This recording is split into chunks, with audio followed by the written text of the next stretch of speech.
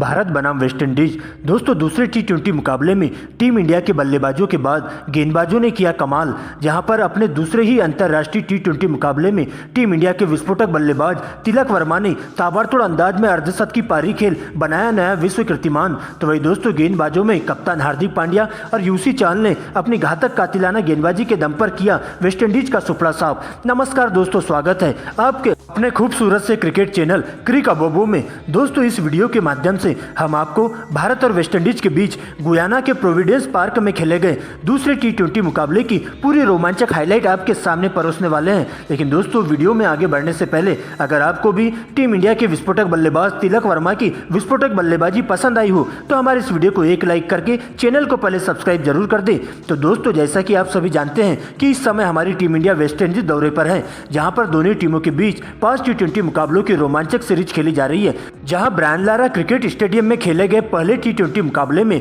West Indies की team ने कमाल का प्रदर्शन कर इस रोमांचक मुकाबले में टीम इंडिया को 4 रनों से करारी हार दे दी थी। लेकिन दोस्तों इसके जस्ट बाद सीरीज का दूसरा टी20 मुकाबला वेस्टइंडीज के गुयाना में खेला गया, जहां पर टीम इंडिया की कप्तान हार्दिक पांड्या के कंधों पर सौंपी गई थी। तो वही दोस्तों रोमेन पावेल वेस्टइंडीज के कप्तान थे। दोस्तों इसके बाद मुकाबले में शाम 7:30 बजे टॉस किया जाता है, सिक्का उछाला जाता है और सीधा टीम इंडिया के कप्तान हार्दिक पांड्या के पक्ष में गिरता है, जहां पांड्या टॉस जीतकर पहले बल्लेबाजी करना पसंद करते हैं। तो वही दोस्तों वेस्टइंडीज की टीम को पहले गेंदबाजी करने के लिए आमंत्रित किया जाता है। दोस्तों इस मुकाबले में वेस्टइंडीज ने अपनी फाइनल प्लेइंग 11 में कोई बदलाव देखने को नहीं मिला था, जबकि टीम इंडिया में कुलदीप यादव के बदले रवि बिश्नोई आते हैं। वही दोस्तों भारतीय पारी की शुरुआत करने एक बार फिर से शुभमन गिल और ईशान किशन आते हैं, जबकि दोस्तों वेस्टइंडीज के लिए पारी का पहला ओवर लेकर तेज गेंदबाज ओबे मकाई आते हैं और पहले ही फुल टॉस गेंद पर ईशान किशन के द्वारा जोरदार शॉट लगाया जाता है, जिस पर ईशान किशन बाल बच जाते हैं। दरअसल तेज गति से मारा गया शॉट रोमेन पावेल के पास जाकर गिरता है। ऐसे में दोस्तों कैच हो सकता था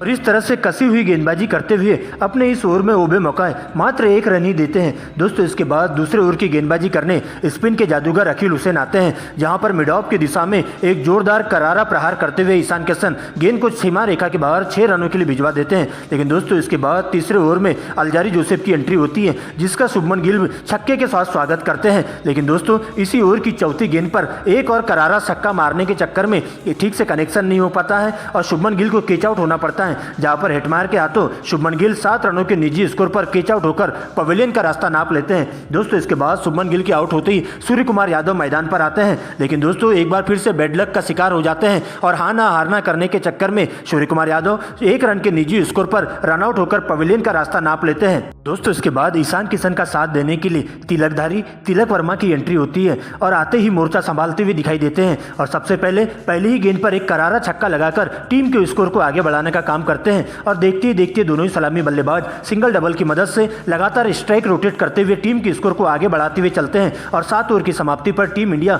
2 विकेट खोकर स्कोर बोर्ड पर 37 रन बना लेती है। लेकिन दोस्तों इसके बाद काइल मेर्स के 8वें ओवर की पहली गेंद पर तिलक वर्मा चौका जड़ देते हैं। लेकिन दोस्तों 10वें ओवर की पहली गेंद पर रोमारियो सेपर्डे को एक जोरदार छक्का लगाते हैं ईशान किशन और इसके बाद तीसरी गेंद पर इसी ओवर में क्लीन बोल्ड हो जाते हैं और इस प्रकार से ईशान किशन की पारी 27 रनों के निजी स्कोर पर अंत हो जाता है। इसके बाद दोस्तों मोर्चा संभालने के लिए संजू सैमसन आते हैं, जहां पर 10वें ओवर की 5वीं गेंद पर संजू सैमसन एक बड़ा शॉट लगाते हुए गेंद को सीमा रेखा के बाहर 4 रनों के लिए भिजवा देते हैं। देखते ही देखते दोनों ही बल्लेबाज ताबड़तोड़ अंदाज में बल्लेबाजी करते हैं। लेकिन दोस्तों एक बार फिर से अकील हुसैन फिरकी में उलझाते हुए संजू सैमसन को स्टंपिंग करवा देते हैं, जो कि 7 रनों पर पवेलियन का रास्ता नाप लेते हैं। दोस्तों इसके बाद पारी को संभालने के लिए खुद कप्तान हार्दिक पांड्या को आना पड़ता है, जिसके बाद दोस्तों आगे का मोर्चा संभालते ही तिलक वर्मा और वेस्टइंडीज के गेंदबाजों की जमकर धुलाई करना शुरू कर देते हैं और ताबड़तोड़ अंदाज में बल्लेबाजी करते हुए टीम के स्कोर को 4 विकेट के नुकसान पर 11.2 ओवर में 76 रनों तक पहुंचा देते हैं। दोस्तों इसके बाद हार्दिक पांड्या भी उनका बखूबी साथ देते हैं दूसरे छोर से, लेकिन तिलक वर्मा यही नहीं रुकते हैं और अकील हुसैन के 14वें ओवर में एक रिवर्स स्वीप के साथ 4 रनों के लिए गेंद को भिजवा देते हैं। तो वही दोस्तों ओबे मकाई के 15वें ओवर की पहली गेंद पर एक जोरदार करारा प्रहार करते हुए गेंद को सीमा रेखा के बाहर 6 रनों के लिए भिजवा देते हैं। तो वही दोस्तों अगली गेंद पर एक सिंगल लेकर अपनी 50 पूरा कर लेते हैं और इस प्रकार से 15 ओवर में टीम इंडिया 4 विकेट के नुकसान पर 106 रन बना लेती है। दोस्तों इसके बाद कप्तान हार्दिक पांड्या 16 ओवर की पहली गेंद पर अकील हुसैन को एक जोरदार पिकअप शॉट लगाकर 6 रनों के लिए भिजवा देते हैं। लेकिन इसी ओवर की चौथी गेंद पर तिलक वर्मा बड़ा शॉट खेलने के चक्कर में स्क्वायर लेग के पास ओबे मकाई के द्वारा कैच आउट हो जाते हैं और 51 रनों पर तिलक वर्मा पवेलियन का रास्ता नाप लेते हैं। दोस्तों इसके बाद अक्षर पटेल की एंट्री होती है और देखते देखते दोनों बल्लेबाज अच्छी लय में बल्लेबाजी करते हैं। लेकिन 18वें ओवर की अंतिम गेंद पर हार्दिक पांड्या अल्जारी जोसेफ को ठीक से पढ़ नहीं पाते हैं और गेंद सीधा क्लीन बोल्ड करके चली जाती है। इसके बाद दोस्तों टीम इंडिया 6 विकेट के नुकसान पर 18 ओवर में 129 रन बना लेती है। इसके बाद रवि बिश्नोई की एंट्री होती है, लेकिन बड़ा शॉट खेलने के चक्कर में अक्षर पटेल अगले ही ओवर में विकेट के पीछे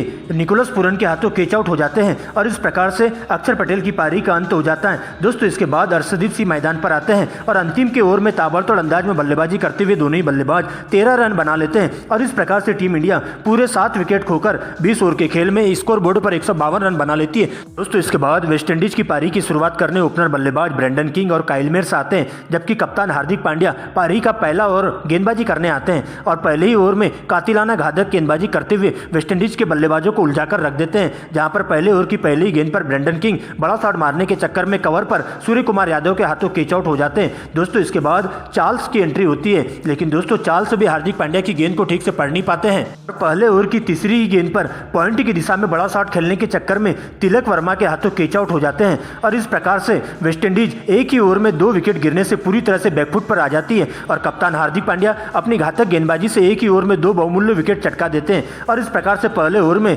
वेस्टइंडीज की टीम 2 विकेट खोकर 2 रन बना लेती है। दोस्तों इसके बाद वेस्टइंडीज की पारी को आगे बढ़ाने के लिए वेस्टइंडीज के सबसे धाकड़ बल्लेबाज निकोलस पूरन की एंट्री होती है, जो कि काइल मिल्स का साथ देने मैदान पर आ जाते हैं। तो वही दोस्तों दूसरे ओवर में गेंदबाजी करने के लिए अर्शदीप आते हैं और पहले ही तेज गति से फेंकी गई इंस्वी गेंद पर एलबीडब्ल्यू की जोरदार अपील होती है, जहां पर अंपायर के द्वारा उंगली उठा दिया जाता है, लेकिन इसके बाद पूरन के द्वारा डीआरएस लेने पर गेंद क्लियर हो जाती है कि ऑफ स्टंप को मिस करती है। ऐसे में अंपायर को अपने इस डिसीजन को वापस लेना होता है, लेकिन दोस्तों इसके बाद तीसरे ओवर में हार्दिक पांड्या के ऊपर निकोलस पूरन का गुस्सा साफ दिखाई देता है, जहां पर पहले ही ओवर में निकोलस पूरन काउंटर अटैक करते हुए गेंद को 6 रनों के बाहर सीमा रेखा के लिए भिजवा देते हैं। लेकिन दोस्तों इसके बाद दूसरी और छठवीं गेंद पर 2 करारे चौके जड़कर इस ओवर में काइल मिल्स हार्दिक पांड्या को 17 रन कूट देते हैं। दोस्तों इसके बाद चौथे ओवर में अर्शदीप सिंह वेस्टइंडीज के लिए काल बनकर आते हैं, जहां चौथे ओवर की चौथी ही गेंद पर काइल मिल्स एलबीडब्ल्यू आउट हो जाते हैं और इस प्रकार से मेयर की पारी 15 रनों पर ही सिमट जाती है। दोस्तों इसके बाद खुद कप्तान रोमेन पावेल को आना पड़ता है, जो कि निकोलस पूरन का बखूबी साथ देने के लिए मैदान पर आते हैं और ताबड़तोड़ अंदाज में बल्लेबाजी करते हुए सबसे पहले पूरन मुकेश कुमार को एक ही ओवर में 2 लगातार चौके जड़ देते हैं और देखते ही देखते दोनों ही सलामी बल्लेबाज अपना विकराल रूप अपनाते हैं और 5 ओवर में 3 विकेट के नुकसान पर स्कोर बोर्ड में 43 रन टंगा देते हैं, जहां पर छठे ओवर में सबसे पहले रवि बिश्नोई चौके के साथ स्वागत करते हैं पूरन और छठे ओवर की दूसरी गेंद पर एक छक्का और उसके बाद चौथी और पांचवी गेंद पर 2 करारे चौके जड़कर रवि बिश्नोई की पूरी तरह से लाइन लेंथ बिगाड़ करके रख देते हैं। दोस्तों इसके बाद 7वें ओवर में एलबीडब्ल्यू की अपील होती है, जहां पर पावेल को नॉट आउट करार दे दिया जाता है, लेकिन दोस्तों 10वें ओवर की पहली गेंद पर सिंगल लेकर पूरन सबसे पहले अपना 50 पूरा करते हैं, लेकिन दोस्तों इसी ओवर की चौथी गेंद पर पावेल कैच आउट हो जाते हैं थर्ड मैन की दिशा में, जहां पर मुकेश कुमार के द्वारा कैच लिया जाता है और पावेल 21 रन बनाकर पवेलियन का रास्ता नाप लेते हैं। दोस्तों इसके बाद पारी को आगे संभालने सिमरन हेटमायर की एंट्री होती है और सिमरन हेटमायर के साथ मिलकर पूरन ताबड़तोड़ अंदाज में बल्लेबाजी करते हैं और भारतीय टीम के गेंदबाजों की जमकर कुटाई करना शुरू कर देते हैं। लेकिन दोस्तों इसके बाद 14वें ओवर में मुकेश कुमार वेस्टइंडीज की सबसे बड़ी मछली का शिकार कर जाते हैं, जहां पर कवर की तरफ मारते हुए संजू सैमसन के हाथों निकोलस पूरन को 67 रनों के निजी स्कोर पर पवेलियन का रास्ता नापना पड़ता है। दोस्तों इसके बाद पारी को आगे बढ़ाने के लिए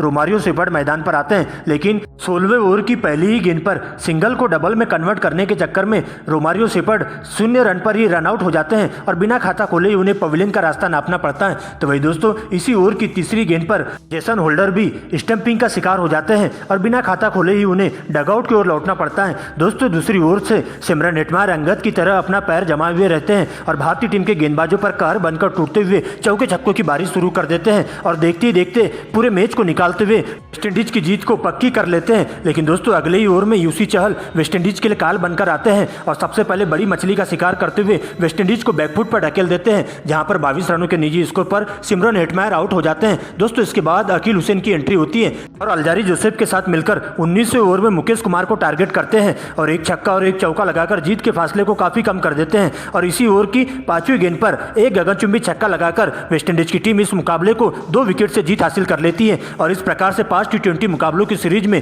वेस्टइंडीज की टीम 2-0 की अजय बढ़त बना लेती है, जहां पर अकील हुसैन 16 रन तो वही दोस्तों अलजारी जोसेफ 10 रन बनाकर नाबाद लौट जाते हैं।